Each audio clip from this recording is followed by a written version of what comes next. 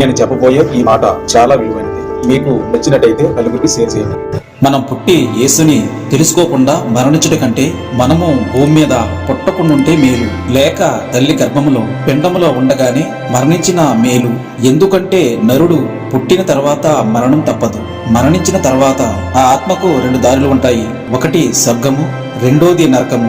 అందుకనే యేసుని తెలుసుకోకుండా వాడు నరకానికి వెళ్లే కన్నా వాడు ఈ భూమి మీద పుట్టకుంటుంటే మేలు. ఎందుకంటే యేసు ప్రభువారు ఇలాగన్నారు, యోహాను 14:6, యేసు నేనే మార్గమును సత్యమును జీవమును, నా ద్వారానే తప్ప ఎవడను తండ్రి యొద్దకు రాడు. మనం పరలోకం చేరాలంటే యేసుని నమ్మాలి, లేక మనం చేసిన పాప క్రియలను బట్టి నరకానికి పోతాం. ప్రకటన 20:14. మృతుల లోకమును అగ్నిగుండములో పడవేయబడును. ఈ అగ్నిగుండం రెండో మరణం. ఎవని పేరైనను జీవ గ్రంథమందు రాయబడినట్లు కనబడని ఎడల వాడు అగ్నిగుండములో పడవేయబడును. అందుకనే యేసుని తెలుసుకోపోతే ఈ భూమి మీద పుట్టినా ఒకటే, పుట్టకపోయినా ఒకటి. మీరు జీవించడం కాదు గాని నిజాన్ని తెలుసుకుని మరణించండి. God bless you.